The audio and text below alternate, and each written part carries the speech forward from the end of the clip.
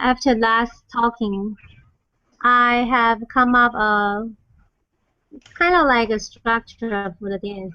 I wanted to make it like 5 different sections because I want to talk about the unbreakable relationship between the city and the inhabitants. So I wanted to use a different kind of description or storyline for this piece.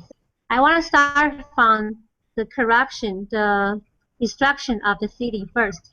So the beginning, I want people to sense a city is breaking down. The second part is I took the idea from the book Invisible City. It's one city. Under one of the stories about a city that when people went to the city, they always dream about the same person. I tried to make this figure, the girl, the spirit of the city. She went out and attract people the outsider to her city. She attract the people from outside, and then how she attract people is she will into their dream. So make those people dreams about her. Then the third section is when the people settle down in that city and rebuild the city for the spirit, for the figure. But the city asks a lot of things from the inhabitants. They ask the inhabitants to work for them. So the inhabitants become the slaves. And then into the fourth section, and I really like the concept of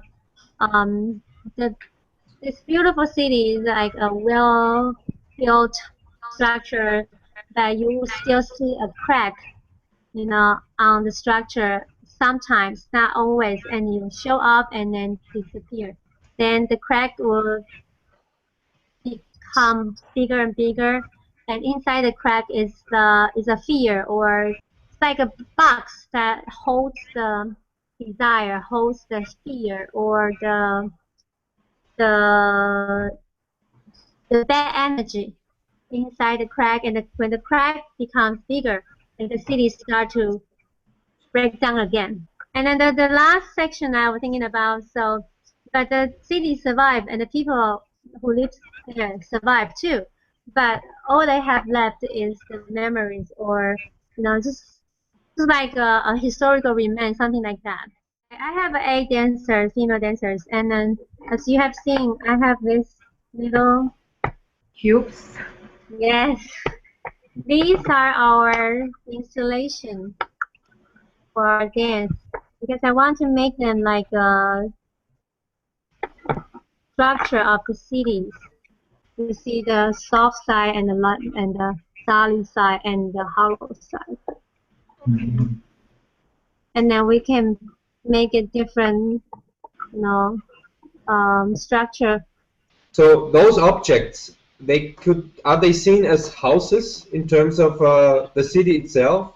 It can be house, because I have a different section. So sometimes it can be a really big house, but sometimes it can be a public space. Actually, all these sides are clear, so it's not like this. It's see-through. So, but when the smart film with the electricity on, then it will be solid white. So it looks like a wall. But when the electricity is off, it will be clear. So you will see the people inside. And I think it's going to be very expensive to cover all the cubes, though. So we don't cover all of it. Okay. We only cover the big side. one. Yeah, the big one. The 4 big ones. The 4 big one and the second big one. One question. Is smart film? What is the big goal of a technology called smart film, when there probably would be some alternatives in terms of methods aiming to have the same effect, who are not that, who are even analog, I would say. 我觉得就是因为可以讨论舞蹈跟身体，因为它它可以变透明跟不透明，跟结构之间的关系，我觉得这个跟它的那个 CT 的主题还蛮有关的。沙漠的话，它毕竟就在这个结构上面，它还是有点难达到那样的部分。How can you use it? I mean, can you play colors over it, or is it just about the effect? Is there a VGA or a digital income? Can you generate content on it, or because I don't have experience with it? Okay, I use wireless to control smart film, and inside have some LED strip to light and like this. With the smart films, they can't change the colors. Yeah, but Yes, they and can Generate projection, mappings, all the things they could do with smart film. Also, I want to make another image for the new media. I don't know how to do it. I want to do a big like earthquake in the beginning. I want the audience to feel the destruction around them, not just in front of them. I just came up with this idea 2 days ago. So yeah. So we haven't figured out what we're going to do. Maybe sound. But you can do so much with sound. I mean, it was sounds that were so deep that you could only feel it in your stomach. it's not about that you have to invest all the money into a sound system. It's just about having the right person sitting on the right mixers, and then this is then unbelievable magic, almost magical things are possible. What really is very interesting about earthquake is how elastic the houses are. Yeah. I mean, you feel that things are going like this, and still the walls are there, and the doors are there, and the windows are there, and the mountains are there. So I mean, you could also work with some kind of, of some kind of mapping on the walls. And if you support this with a synchronized sound, then you are totally there. I think it's one of the most interesting books in the world, Invisible Cities, and but I think also it has a lot of potential, but it also has a lot of fascination into it, and the fascination is a fantastic thing, but it's also a trap that you can fall into. There are some, at least in my head, there are crucial questions like, is there a narrative in this story, or is it like a feeling, like a dream feeling going in and out of this maze? And he's describing the city as a maze or as a mindscape in the book. My question is the girl the protagonist, or is it the city, or is it the audience, or the other dancers? I mean, there are so many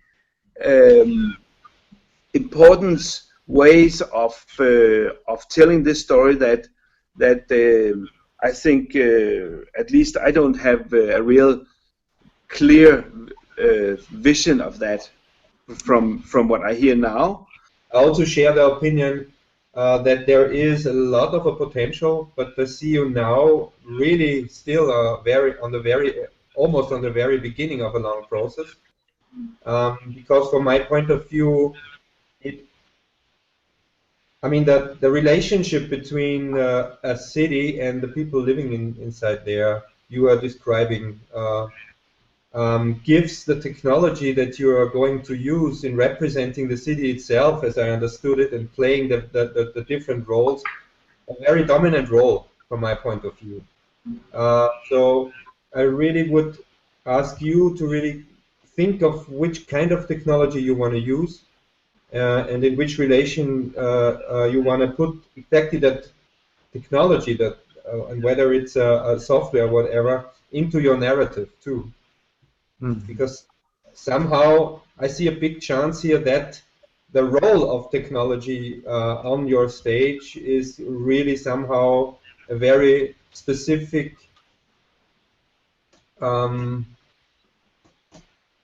way of how you can show the character of something we call city, represented not through human beings, much more through the hard physics or through technology.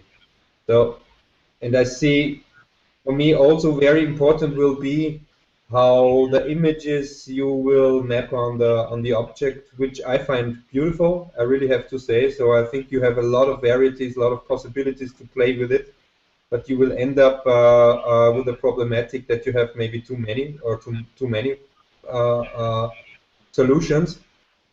One question for me is, do you want to keep the story on the stage as a documentation of the story you were creating, or do you want to give the story the chance of that life situation, that you kind of make that step from the two-dimensional room out into the visitors who are also representing the same role as the dancers do? I think it's interesting because when you read the book,